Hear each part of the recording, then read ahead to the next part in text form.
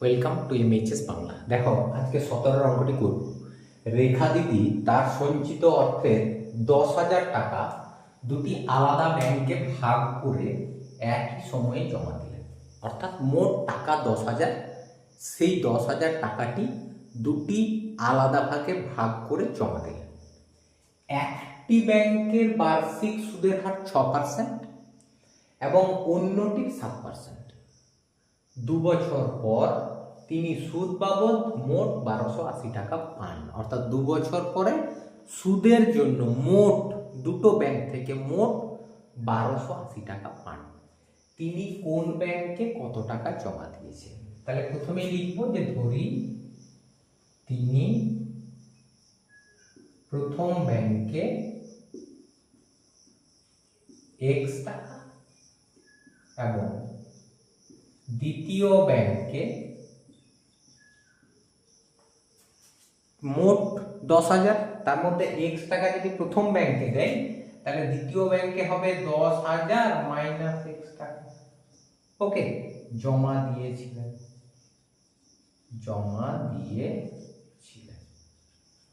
হয়েছে। এবার প্রথম ব্যাংকের ক্ষেত্রে আমি যখন প্রথম ব্যাংক করব, প্রথম ব্যাংকের ক্ষেত্রে একই রকম আসল, সুদের হার, সময় এবং মোট সুদ।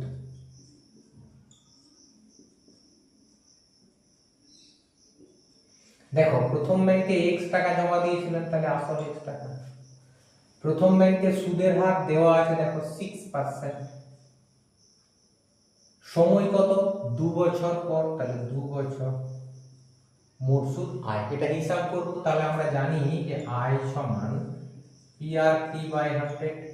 P মানে হচ্ছে x, T মানে 6/2 ইনটু 100। তাহলে এটা হলো তোমার 12x বাই 100। ওকে, এবার দ্বিতীয় ব্যাংকে যাই। যখন আমি দ্বিতীয় ব্যাংকে যাব, দেখো এই যে দ্বিতীয় ব্যাংক, সেই দ্বিতীয় ব্যাংকের আসল, এটা আসল, সরি,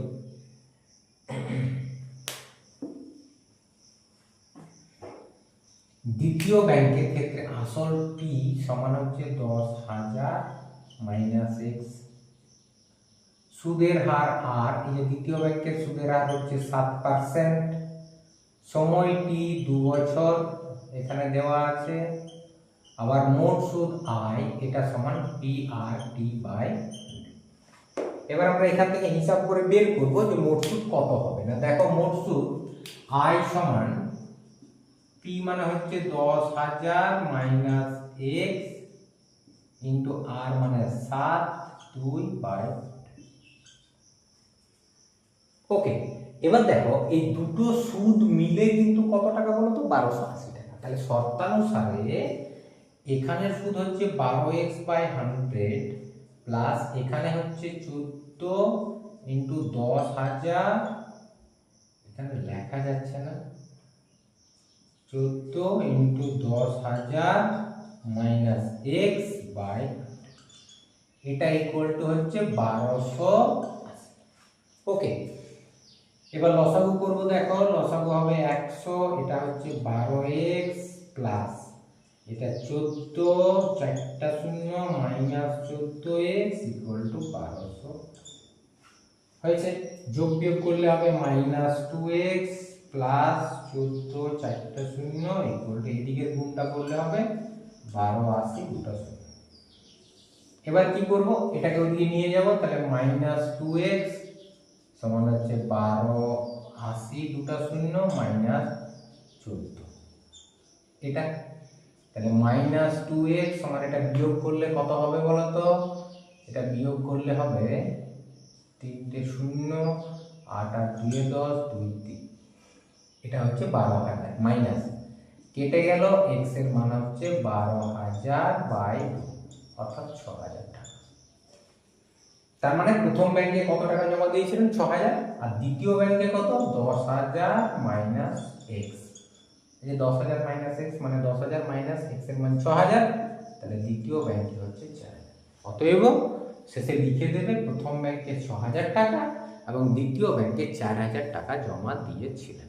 ওকে, কোনো ব্যাংক বার্ষিক 5% হারে সরল সুদ দেয়, অর্থাৎ ব্যাংকের সরল সুদের হার 5%। ওই ব্যাংকে দীপুবাবু বছরের প্রথমে 15,000 টাকা জমা দেওয়ার 3 মাস পরে 3,000 টাকা তুলে নিলেন। বছরের প্রথমে 15,000 টাকা জমা দিলেন, মনে করো একদম জানুয়ারি মাসের 1 তারিখে 15,000 টাকা জমা দিলেন। 3 মাস পর অর্থাৎ জানুয়ারি, ফেব্রুয়ারি, মার্চের পর তিনি 3,000 টাকা তুলে নিলেন। টাকা তুলে নেওয়ার 3 মাস পর আবার 8,000 টাকা জমা দিলেন। যখন টাকা তুলে নিলেন মার্চ মাসের পর, তখন তার 3 মাস পরে অর্থাৎ মার্চের পর এপ্রিল, মে, জুন মাসের শেষে আবার 8,000 টাকা জমা দিলেন। ওই বছরের শেষে দীপুবাবু সুদে আসলে কত টাকা পাবেন। দেখো এই অঙ্কটি 3টি পার্টে করতে হবে। প্রথম পার্ট সেটা হচ্ছে আমি লিখছি, দেখো আসল, সুদের হার, সময় এবং মোট সুদ। প্রথমে দেখো বছরের প্রথমে 15,000 টাকা জমা দিবেন, তাহলে এখানে আসল হচ্ছে 15,000 টাকা। ওকে, সুদের হার, ব্যাংকের সুদের হার 5% বলাই আছে। এবার এই সময়টা একটা ফ্যাক্টর। কেন? এই 15,000 টাকা ব্যাংকে কতদিন থাকলো তুমি হিসাব করো। দেখো 15,000 টাকা জমা দেওয়ার 3 মাস পর 3,000 টাকা তুলে নিল, তাহলে 15,000 টাকাটা ব্যাংকে কতদিন ছিল?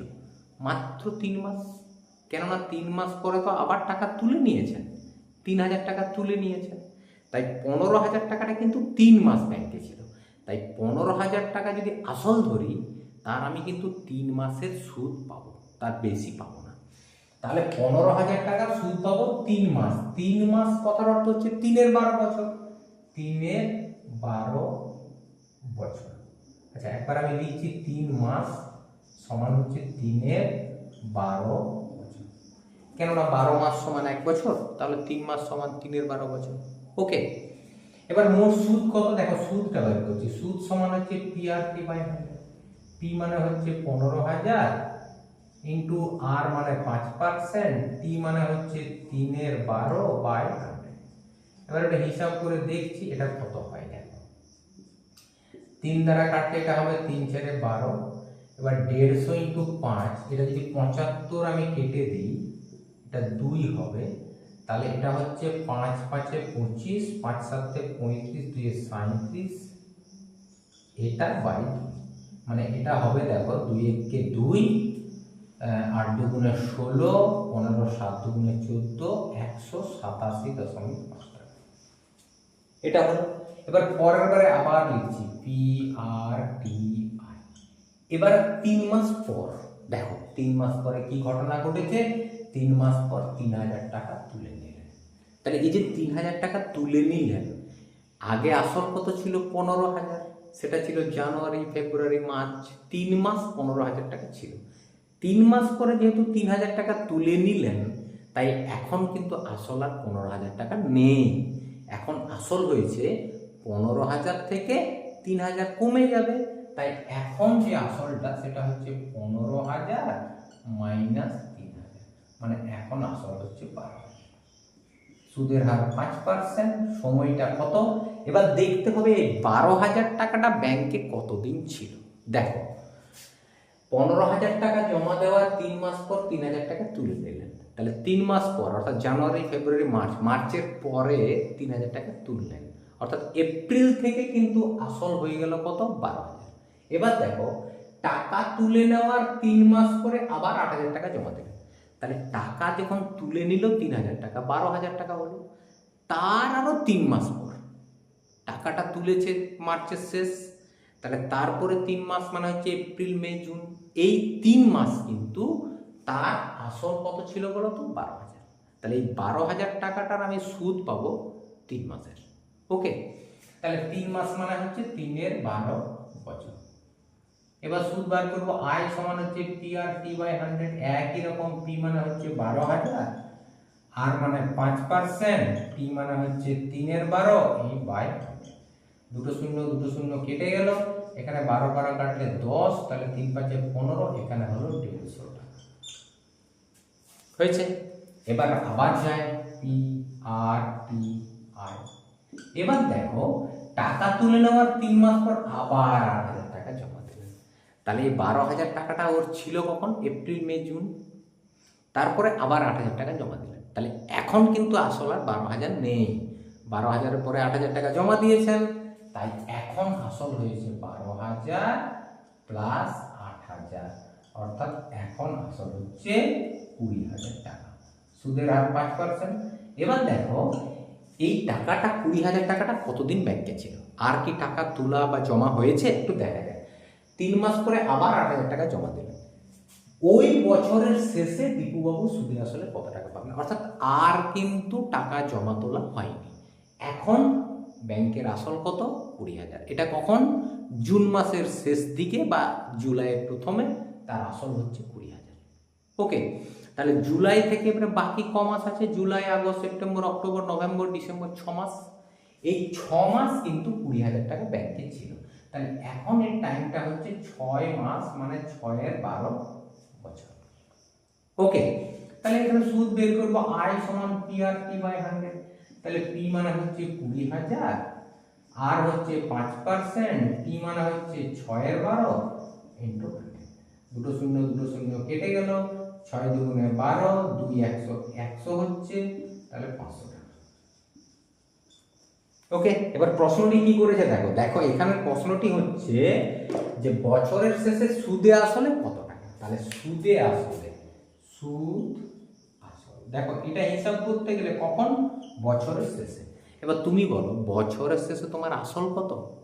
বছরের শেষে তো আসল 15,000 টাকা নয়, তারপরে আবার টাকা তোলা জমা হয়েছে 12,000 টাকাও নয়, শেষ আসল কত বলো তো? 20,000। তাহলে এখন তোমার ব্যাংকে 20,000 টাকা আছে, তাই এখন আসল হচ্ছে 20,000 প্লাস তুমি সুদ পেয়েছো। প্রথমে 3 মাসের সুদ পেয়েছো, আবার 3 মাসের সুদ পেয়েছো, তারপরে 6 মাসের সুদ পেয়েছো। এই সুদগুলো কিন্তু তোমাকে দেবে। তাহলে এখানে সুদ কত পেয়েছো? 187.50। এখানে পেয়েছো 150 টাকা, আর এখানে পেয়েছো 500 টাকা। এটা কিন্তু যোগ হবে। ওকে, তাহলে এটা যোগ হলে হবে 20,000, এটা 0.50, আমি এখানে লিখে দিলাম আগে, দেখো 0.50। এবার যোগ করলে 0.7, ওকে, তারপরে হচ্ছে 0.5, 8 5 13, 6 7 8, 20,837.50 টাকা। এটা হচ্ছে তোমার বছরের শেষে সুদ আসল। বোঝা গেল?